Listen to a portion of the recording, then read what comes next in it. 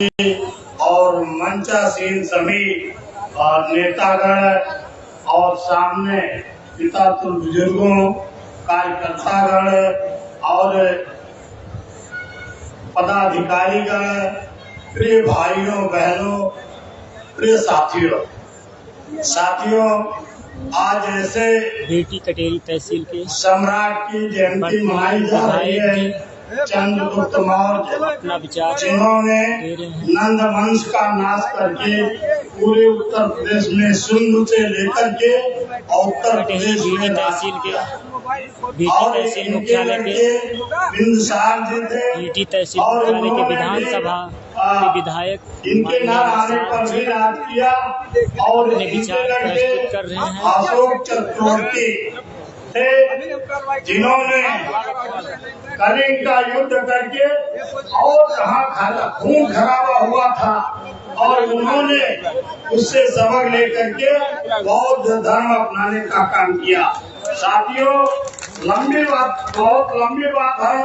हम समय अपने मुखतित को देते हुए हम सभी का स्वागत करते हूँ और आप लोगों की तरफ से मुखतित का भी स्वागत करते हुए अपने विचार को समाप्त करता हूँ। भारत माता की। कड़ी में हम बड़े सम्मान से बुलाना चाहेंगे हमारे बीच में माननीय विधान परिषद सदस्य मेरे मित्र भाई केशव प्रसाद जी और जिनकी अध्यक्षता में आज यह कार्यक्रम हो रहा है, ऐसे हमारे जनपद के यशस्वी अध्यक्ष भाई त्रियंबक जी और जिनके निर्देशन में संयोजकत्व में यह प्रोग्राम आयोजित किया गया है, ऐसे यह मेरे युवा साथी और अम्बेडकर नगर की धड़कन के रूप में हमारे युवाओं के दिल पर राज करने वाले भाई विवेक मौर्य जी, सम्मानित मंच में, क्योंकि नाम समय अभाव है, हमारे मुख्य अतिथि जी को मैं अपना पूरा समय देना चाहता हूँ, क्योंकि मुझको तो आपने बहुत बार सुना है, तो इसलिए मैं अपने, क्योंकि मैंने आपके अध्यक्षता उत्तर प्रदेश के जब अध्यक्ष थे तब से मैं इनके साथ रहा हूँ, लाठियां भी खाई। उस समय जब लाठीचार्ज हुआ था तो मैं इनकी टीम का सदस्य था। तो मित्रों, मैंने तो बहुत बार वो किया है, इसलिए मैं दिल के अंतरतम तहों से सम्मानित मंच और मेरे सम्मुख बैठे हुए हमारे अम्बेडकर नगर के भाग्य विधाता अपने पितातुल बुजुर्गों को, युवाओं को, मजदूर दिवस है, अंतर्राष्ट्रीय मजदूर दिवस के अवसर पर उन तमाम मजदूरों को, अपनी माताओं को, पत्रकार बंधुओं को, प्रशासन के लोगों को दिल के अंतरतम तहों से सताए होने की कामना के साथ सबका अभिवादन करता हूँ, नमन करता हूँ और सबका वंदन करता हूँ। और मैं सम्मानित मंच इसको प्रणाम करते हुए अपना सारा समय मैं अपने वरिष्ठ केशव प्रसाद मौर्य जी को, जो हमारे उत्तर प्रदेश को दिशा और दशा देने वाले एक ऐसे युवा उप मुख्यमंत्री के रूप में आज हमको जिसका स्नेह मिलेगा, निश्चित रूप पर वह एक दिशा और दशा होगी। मैं इन्हीं के साथ देता हूँ अपनी वाणी को विराम। जय श्री राम। बहुत बहुत धन्यवाद माननीय विधान परिषद सदस्य जी। और मैं पुनः बिना समय लेते हुए माननीय जिला अध्यक्ष जी से विनम्र आग्रह करता हूं कि आप आवें और अपने उद्बोधन से इस जनमानस में ऊर्जा का संचार करें। माननीय जिला अध्यक्ष। बोले भारत माता की। थोड़ा जोर से बोलिए ना, लगे माननीय मुख्यमंत्री जी को। बोले भारत माता की।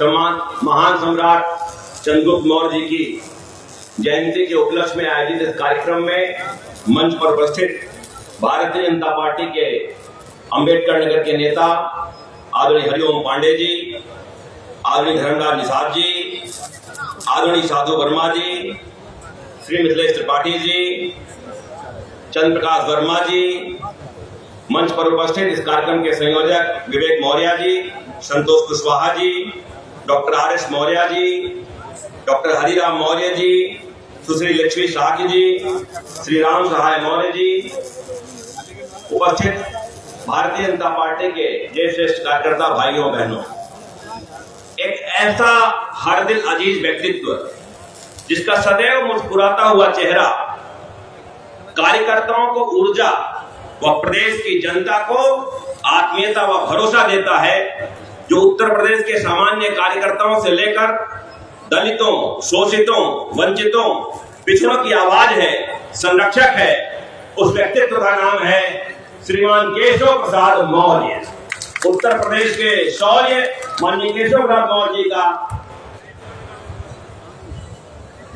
अंबेडकर नगर जनपद आगमन पर आप सभी कार्यकर्ताओं की तालियों की गड़गड़ाहट के बीच में जोरदार स्वागत, वंदन, अभिनंदन करता हूं। मित्रों, एक सामान्य पृष्ठभूमि से उठकर सम्राट बनने तक का चंद्रगुप्त जी का सफर यह साबित करता है कि सिर्फ उच्च कुल में जन्मे लोग ही नहीं बल्कि मेहनती लोग भी महान शासक बन सकते हैं।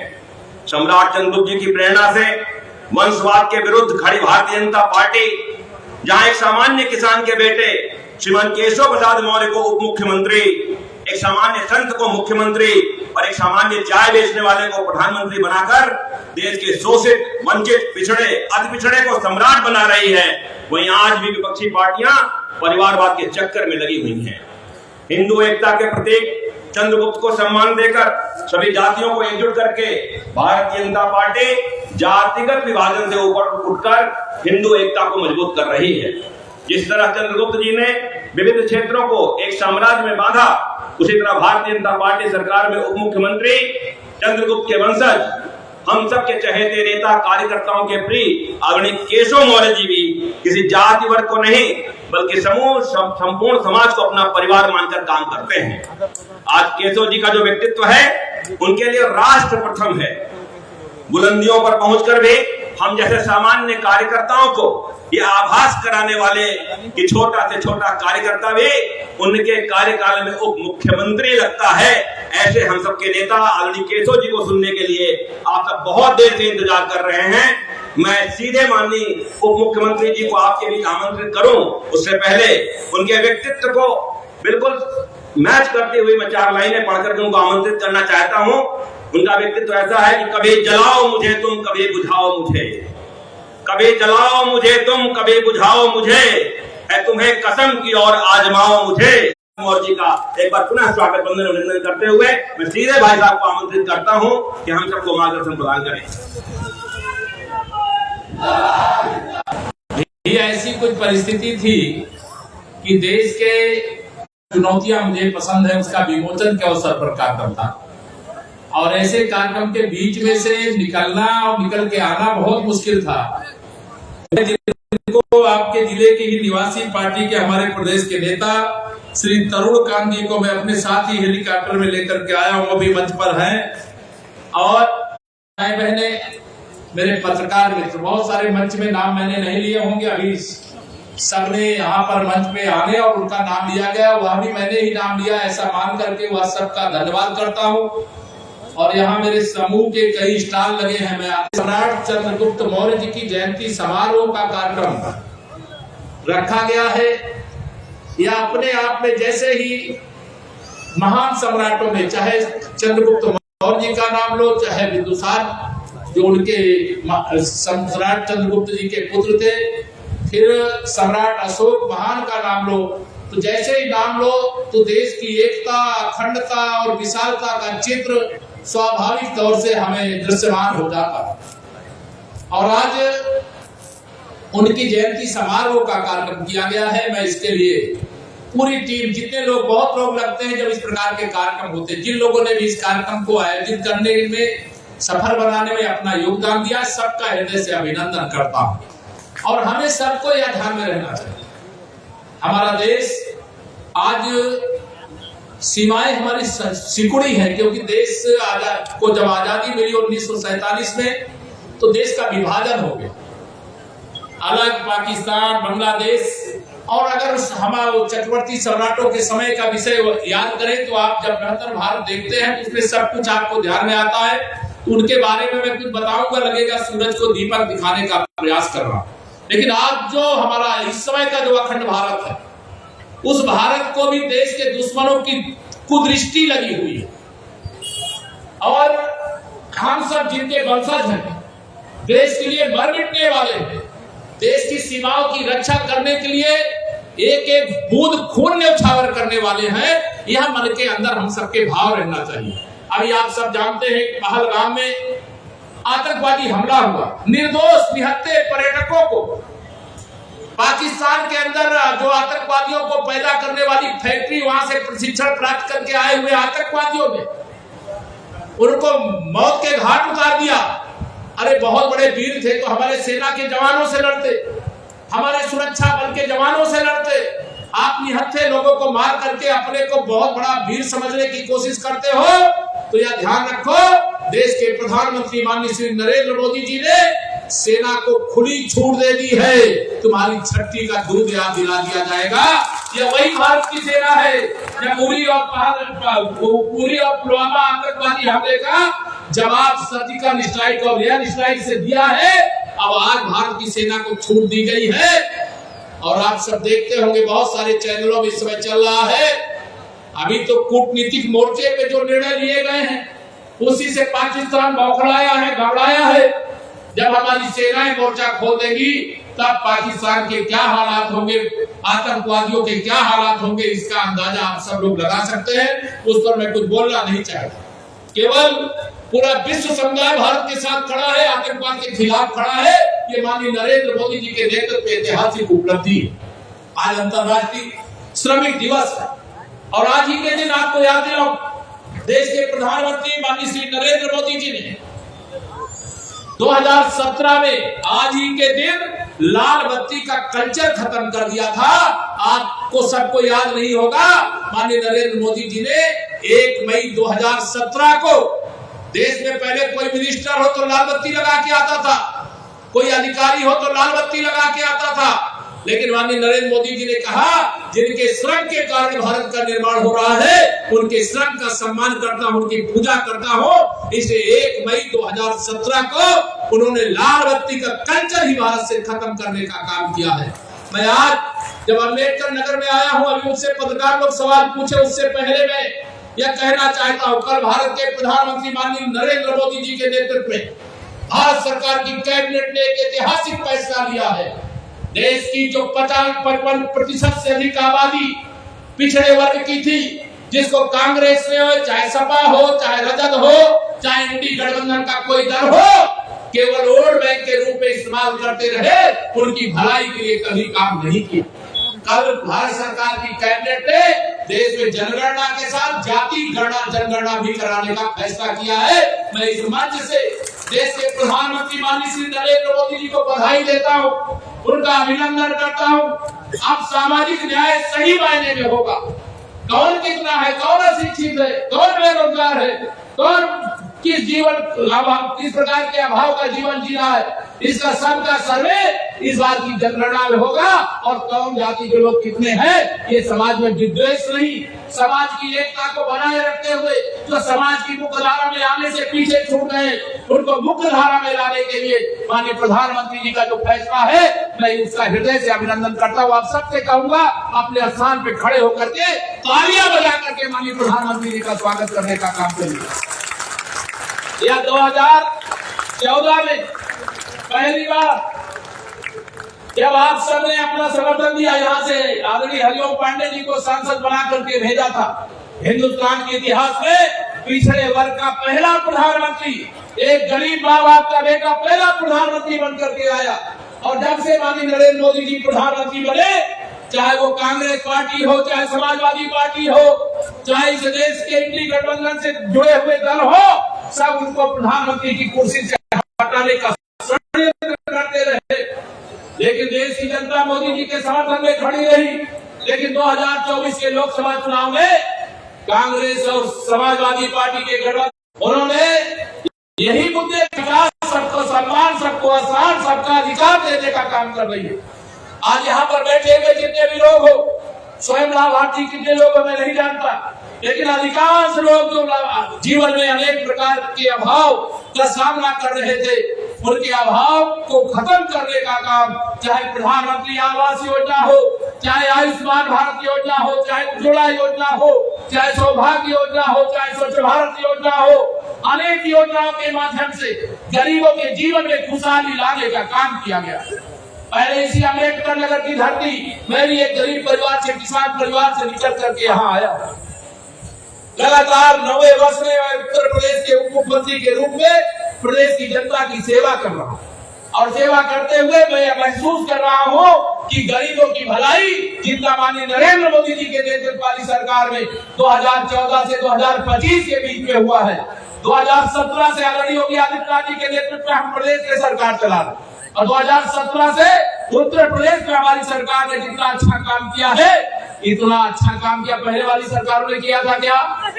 दोनों हाथ लगा बताओ, किया था क्या?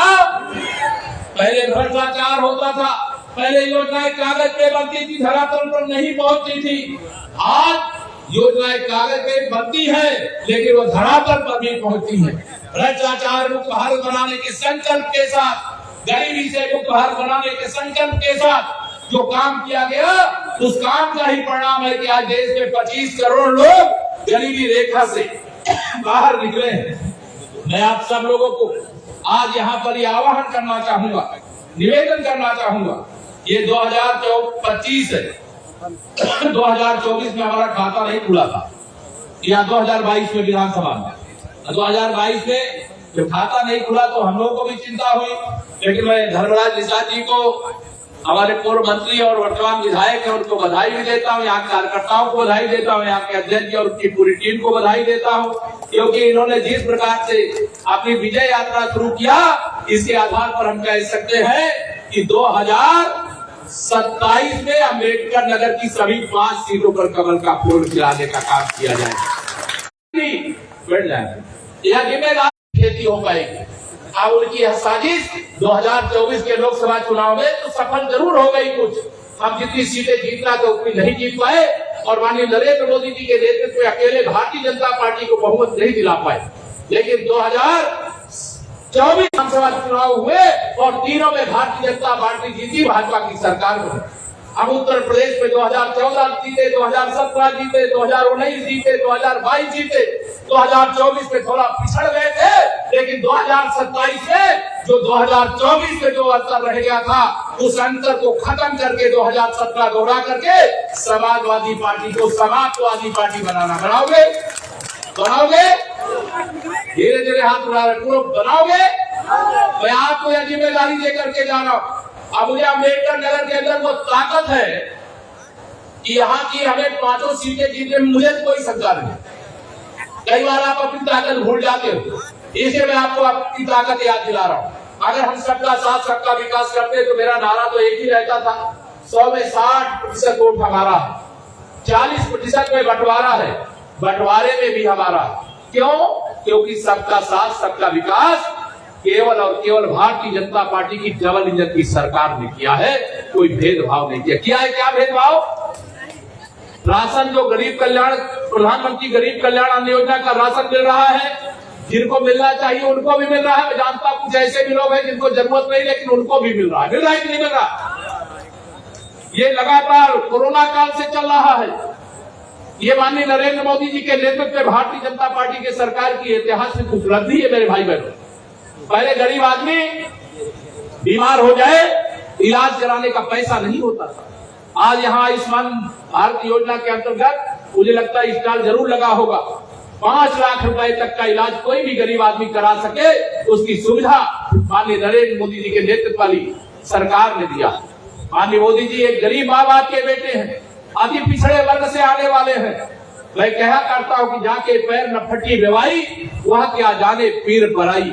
श्री राहुल गांधी जी, आपको परंपरा से पंडित जवाहरलाल नेहरू जी से लेकर के श्रीमती इंदिरा गांधी जी से लेकर के श्री राजीव गांधी जी से लेकर के आपको प्रधानमंत्री परिवार के उत्तराधिकारी हो, आपको गरीबों का दर्द नहीं मालूम है। माननीय नरेंद्र मोदी जी गरीबी में जीवन जिए हैं, इसलिए उन्हें गरीबों का दर्द मालूम है। 60 साल तक कांग्रेस ने शासन किया, अगर उन लोगों ने गरीबों का दर्द महसूस किया होता तो देश में कोई गरीब नहीं रहता। हमारा देश अमीर देशों की श्रेणी में आता, विकसित देशों की श्रेणी में आता। और श्री अखिलेश यादव जी, जिनको विरासत में सियासत मिली है, उनके पिताजी मुख्यमंत्री थे, वह भी मुख्यमंत्री थे, उनको भी गरीबों का दर्द नहीं मालूम है।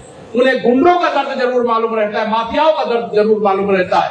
उन्हें गरीबों का दर्द मालूम होता तो मोदी जी 2014 में प्रधानमंत्री बने, श्री अखिलेश यादव 2017 तक मुख्यमंत्री थे। 2014 से 2017 के बीच में अगर उत्तर प्रदेश के गरीबों के विकास का कोई बैरियर था तो समाजवादी पार्टी की श्री अखिलेश यादव जी के नेतृत्व वाली सरकार बैरियर थी। उस बैरियर को आपने ढा दिया, मेरा सर ऊंचा करने का काम किया। तो उस समय मुझे अध्यक्ष के रूप में पार्टी ने जिम्मेदारी सौंपी और उत्तर प्रदेश के इतिहास में 325 विधानसभा सीटें जिताने का आपने काम किया। मैं आप सबका सदा आभारी हूँ, हृदय से कृतज्ञता ज्ञापित करता हूँ। आपकी शक्ति 325 नहीं, थोड़ा और जोर लगा देते तो उसी समय 350 पहुंच जाते। या जो कमी रह गई हो 2017 में उसको 2000 कब दूर करना है, 27 में दूर करना। तीसरी बार अगर हरियाणा में सरकार बन सकती है, महाराष्ट्र में सरकार बन सकती है तो तीसरी बार उत्तर प्रदेश में भी बनेगी और चौथी बार देश में बनेगी, पांचवी बार देश में बनेगी। मैंने कहा 2057 तक अब देश और प्रदेश में भारतीय जनता पार्टी की डबल इंजन की सरकार देश की सेवा करेगी, देश का विकास करेगी, देश को आगे बढ़ाने का काम करेगी, देश की सीमाओं को सुरक्षित रखने का काम करेगी, देश के गरीबों के कल्याण के लिए, महिला सशक्तिकरण के लिए, युवाओं के उज्जवल भविष्य के लिए समर्पित रहेगी। मैं आप सब यहाँ पर इतनी बड़ी संख्या में आए, मैं बहुत सारी बातें कह सकता हूँ, लेकिन मैं वह सारी बातें इसलिए नहीं कह रहा हूँ जिस बात को आप जानते हो उस बात को मैं दोहराऊं, इसकी आवश्यकता नहीं। मैं इतना ही कहूंगा, यहाँ जो भारतीय जनता पार्टी के कार्यकर्ता हो, चाहे मेरे परिवार के साथी, मैं सबसे कहना चाहता हूँ, यहाँ मैं आया हूँ, आज बहुत सारे लोग बताए कि 100 लोग यहाँ पर स्वागत करने वाले थे। हमारे जिला अध्यक्ष जी ने कहा 100 लोग तो बहुत ज्यादा है, वो सूची काट करके 50 थे। मैं 100 नहीं, आप 200 लोगों के साथ लखनऊ आइए, मैं आप सबका स्वागत करता हूँ, आप सबका स्वागत है, अभिनंदन। और कभी कोई समस्या, हमारी सरकार समस्याओं का समाधान करती है। हमारी सरकार किसानों के उत्थान के लिए समर्पित है, हमारी सरकार अच्छी शिक्षा के लिए समर्पित है, हमारी सरकार अच्छे स्वास्थ्य के लिए समर्पित है, हमारी सरकार रोजगार के लिए समर्पित है। अनेक ऐसी योजनाएं हैं, जिन योजनाओं का लाभ लेकर के हमारी युवा पीढ़ी के लोग आगे बढ़ सकते हैं। और युवा पीढ़ी के लोगों को मैं आह्वान करता हूं कि अवसर जब माननीय मोदी जी और आदरणीय योगी जी के नेतृत्व में भारतीय जनता पार्टी की डबल इंजन की सरकार है, तो अगर अभी आगे बढ़ोगे, कब आगे बढ़ोगे, कहोगे 2057 तक तो रहने वाले हैं, हाँ रहने वाले हैं, लेकिन आने वाली पीढ़ी के लिए भी आगे की हमें व्यवस्था तैयार करने का काम करना है। अम्बेडकर नगर को हर दृष्टिकोण से आगे बढ़ाने का काम करना है। अभी मुझे यहाँ पर बताया गया कि सदरपुर में और कटरिया याकूबपुर में सम्राट अशोक जी की लाट यहाँ पर स्थापित की गई है। मैं प्रतीकात्मक रूप से इसी मंच से उनका अनावरण करता हूँ और कभी मौका मिलेगा तो मैं आप सबके बीच में आने का प्रयास फिर से करूंगा, लेकिन आज देरी से आया और आप सब इतनी देर तक रुके रह गए। मुझे तो लग रहा था कि सब लोग चले गए, लेकिन आप सब इतनी देर तक रुके रह गए क्योंकि कार्यक्रम का जो समय था उससे 1 घंटे पहले आयोजक लोग बुला देते, और जब 1 घंटे पहले आप आए होंगे और उसके बाद भी इतनी देर तक रुके रह गए तो ये अपने आप में अद्भुत है।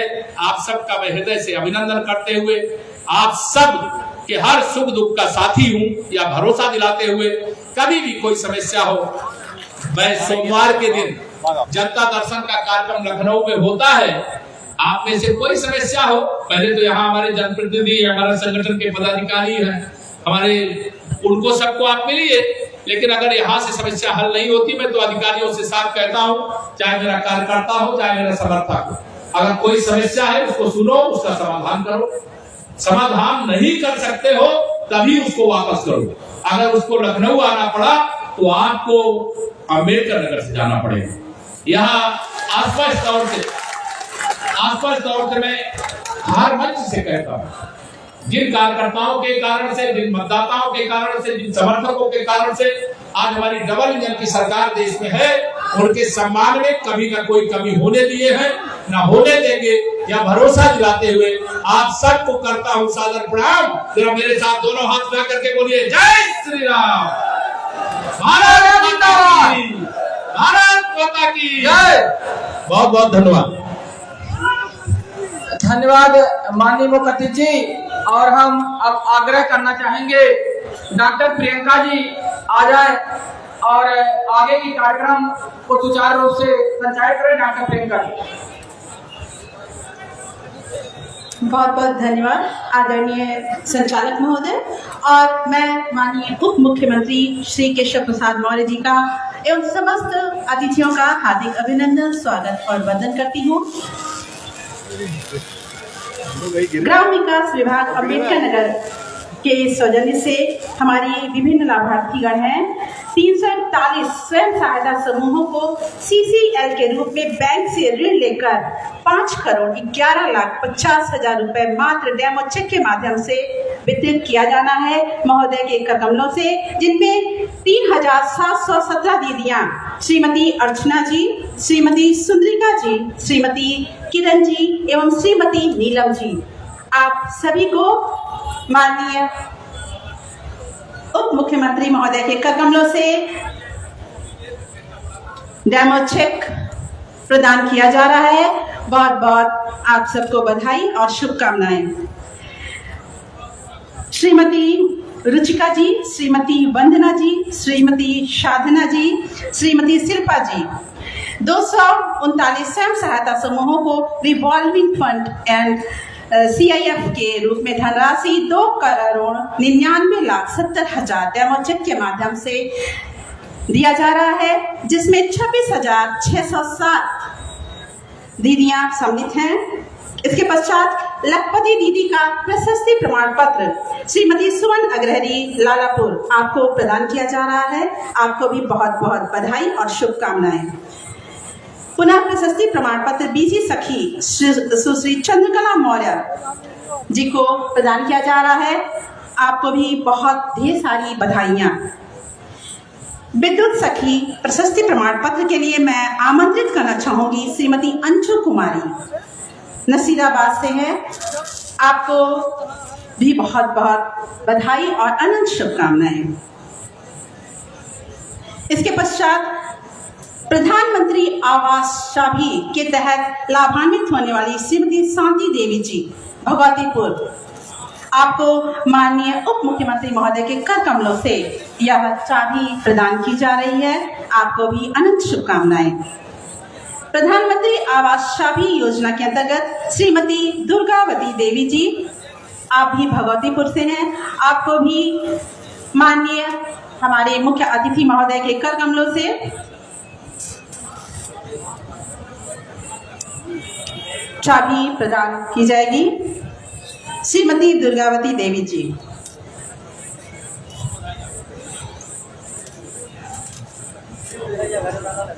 बहुत बहुत बधाई आपको। दुर्गावती देवी जी, प्रधानमंत्री आवास योजना की चाबी आपको भेंट करते हुए माननीय उप मुख्यमंत्री महोदय। इसके पश्चात श्रीमती रेखा जी भगवतीपुर, आपको प्रधानमंत्री आवास चाबी योजना के तहत लाभ प्रदान किया जा रहा है। आपको भी ढेर सारी बधाइयां और शुभकामनाएं।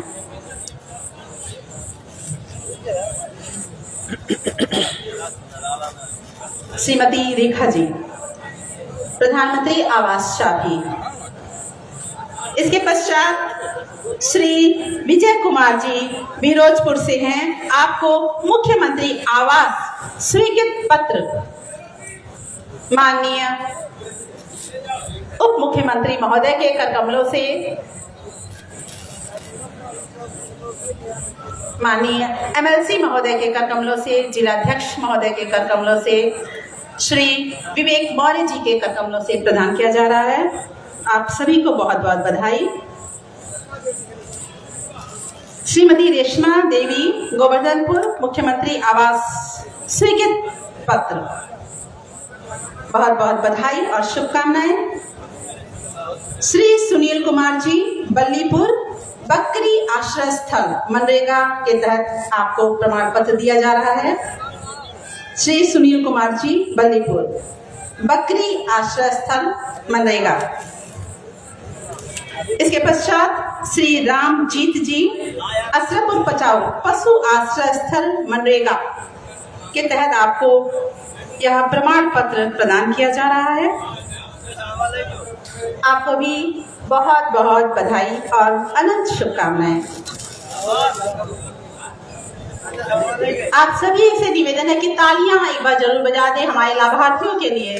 बहुत बहुत धन्यवाद। और जॉब कार्ड 654 मनरेगा के तहत श्रीमती इंद्रावती जी, चूंकि 1 मई अंतर्राष्ट्रीय मजदूर दिवस के उपलक्ष्य में आपको यह सुविधा दी जा रही है, जॉब कार्ड संख्या 665 मनरेगा। आपको भी ढेर सारी बधाइयां और शुभकामनाएं।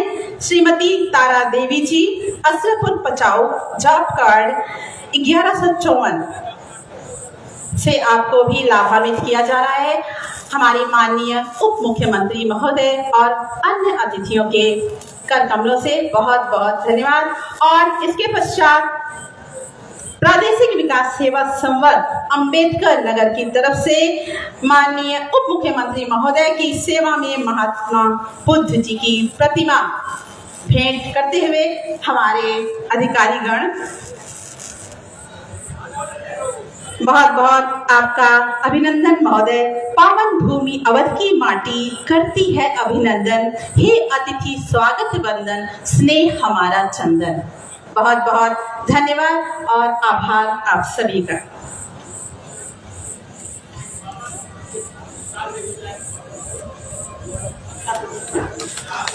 बहुत बहुत धन्यवाद माननीय डॉक्टर प्रियंका जी। और माननीय जी अब धीरे धीरे कदमों से मन से उतरते हुए इस स्थल तरफ जा रहे हैं और पुनः मैं इस कार्यक्रम को सफल बनाने के लिए ये कुर्सी है थोड़ी इधर हमारे माननीय उप मुख्यमंत्री महोदय जी बाल विकास सेवा एवं पुष्टाहार विभाग की तरफ बढ़ते हुए वहां पर गर्भवती महिलाओं का गोद भराई कार्यक्रम होना है, जिसमें श्रीमती सबनम खातून जी, पत्नी श्री दिलीप कुमार जी, सविता देवी जी, पत्नी श्री दीप नारायण जी, संगीता देवी जी, पत्नी इंद्रमणि जी, प्रिया प्रजापति जी, पत्नी श्री पुनीत प्रजापति जी, आपके द्वारा बाल विकास सेवा एवं पुष्टाहार विभाग अंबेडकर नगर की सौजन्य से गर्भवती महिलाओं की गोद भराई का कार्यक्रम। धन्यवाद माननीय संचालिका जी, डॉक्टर साहब। और पुनः मैं सभी अतिथियों का, सभी आए हुए बड़े बुजुर्गों का, नौजवान दोस्तों का, माताओं एवं बहनों का, आप सभी का स्वागत करता हूं मंच के माध्यम से। और इस कार्यक्रम के लिए भाई विवेक मौर्य जी को धन्यवाद देता हूं। और जैसा कि कार्यक्रम का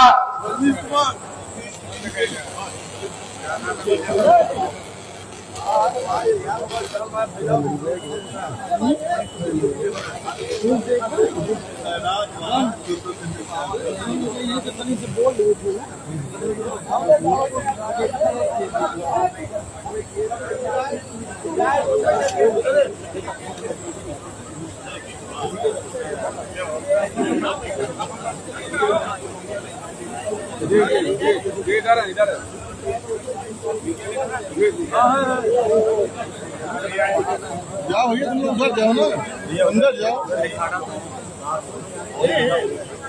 आराम से आराम से आराम से।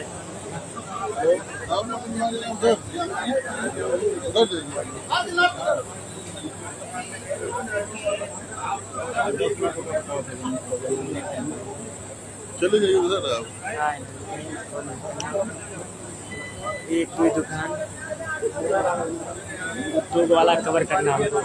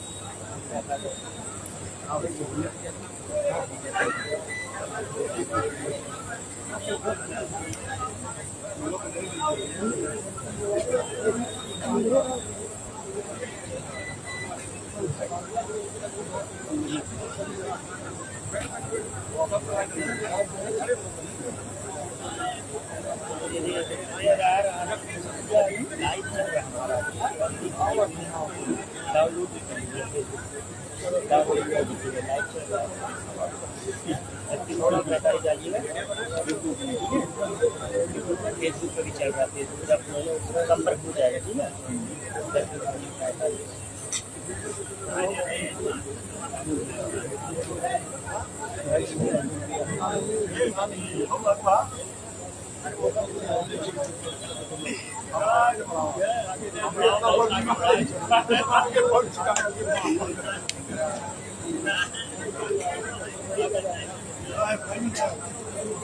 नोटिफिकेशन नहीं दिया जाएगा, क्योंकि हमारी हम केसों दे दें, इनको डायरेक्ट नहीं दिया जाएगा।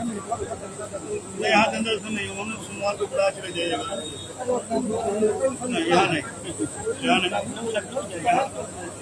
यहाँ नहीं दी जाएगा। सोमवार को यहाँ दीजिए, सोमवार को उन्होंने मन से कहा।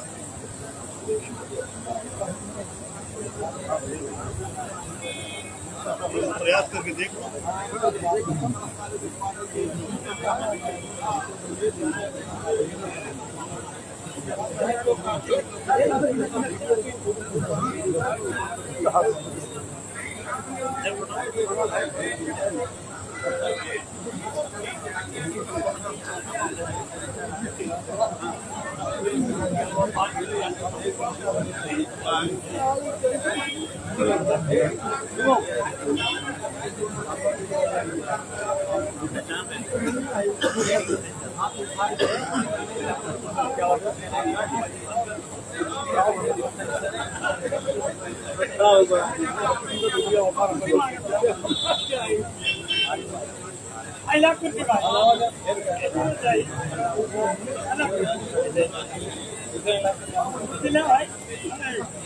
बहुत मजबूत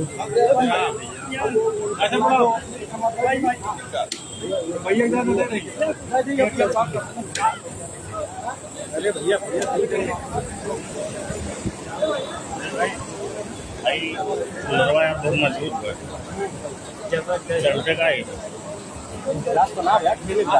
बहुत मजबूत है।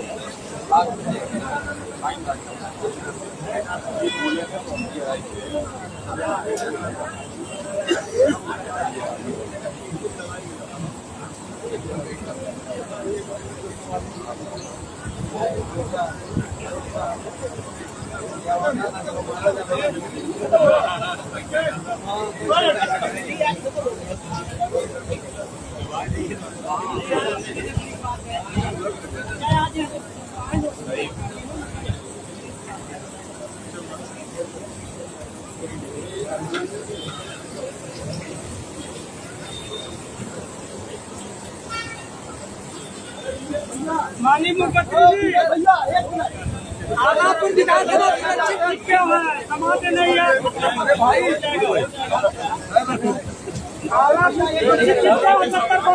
परिवर्तन हो, बैकवर्ड समाज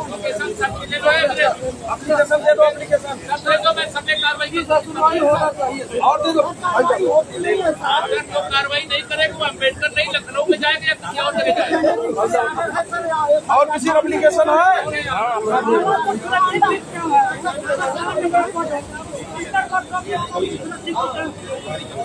भाई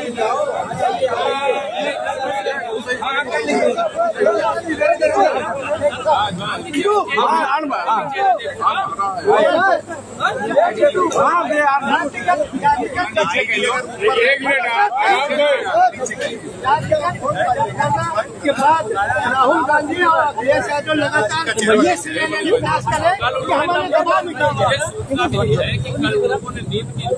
फिर भी नींद नहीं है और ऊपर उनके दबाव उनके प्रभाव की माननीय नरेंद्र मोदी जी को जरूरत नहीं है।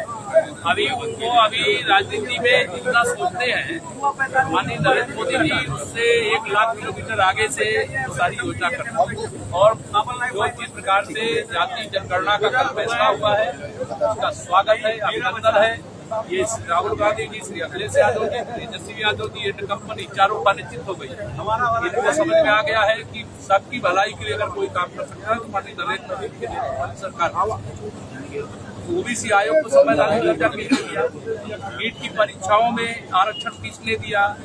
केंद्रीय विद्यालय, सैनिक स्कूल हो या नवोदय विद्यालय हो, वहाँ ओबीसी को आरक्षण किसने दिया? ये कांग्रेस वाले केवल गुमराह करते हैं, झूठ बोलते हैं, सपा वाले झूठ बोलते हैं। झूठ बोलने की सब ऑटोमेटिक मशीन है, लेकिन माननीय नरेंद्र मोदी जी जो कहते हैं वो करते हैं।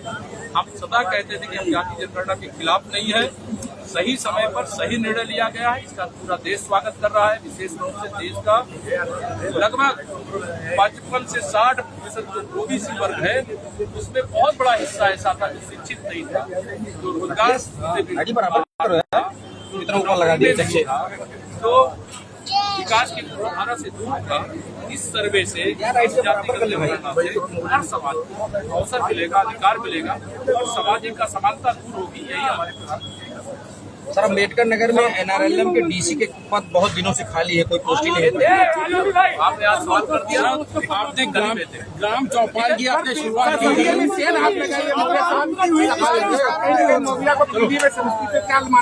समाजवादी पार्टी है, समाजवादी पार्टी है। समाजवादी पार्टी के पास जो कुछ बचा था, कल जाति जनगणना के ऐलान के साथ समाजवादी पार्टी, समाजवादी पार्टी और कांग्रेस भारत हो गए।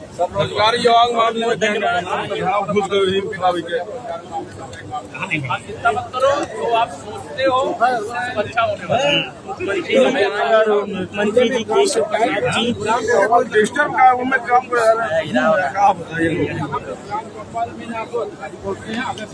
नहीं गए हैं तो उसके अलावा मैं प्रोग्राम मंगाता हूँ, कल प्रोग्राम देखूंगा अम्बेडकर नगर। और ब्लॉक दिवस का भी काम यहाँ तक कि आपके वीडियो अकबर को ये नहीं पता है कि ब्लॉक दिवस पहले और कितने बुधवार को। मैं कल पता करवा लूंगा, अगर कोई ऐसा होगा अभी भाई ब्लॉक में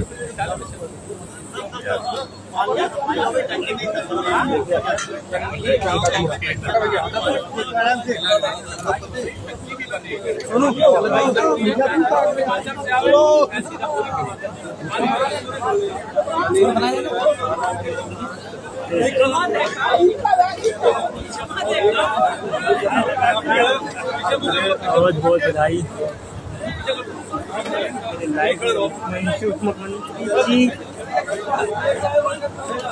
मुख्यमंत्री जी लाइव में अपना संबोधन, मीडिया को संबोधन दिए उप मुख्यमंत्री केशव प्रसाद मौर्य जी। मेरा 2-3 सवाल करना इसके लिए जनता दर्शन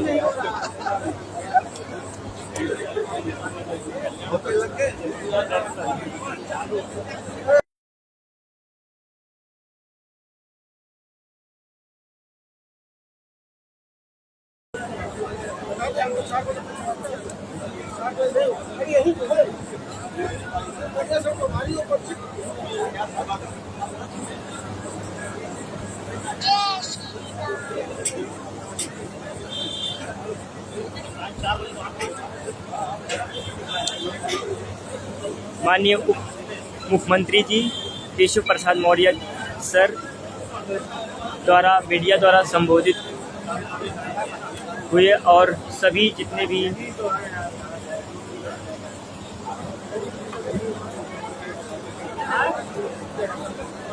अलग अलग विभाग के दुकान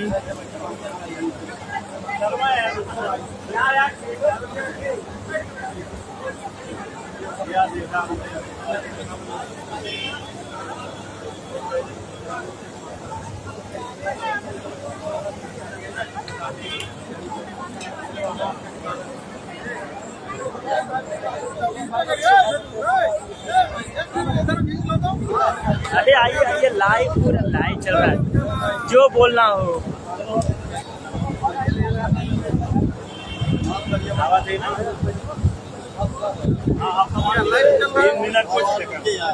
लाइव फेसबुक पे लाइव।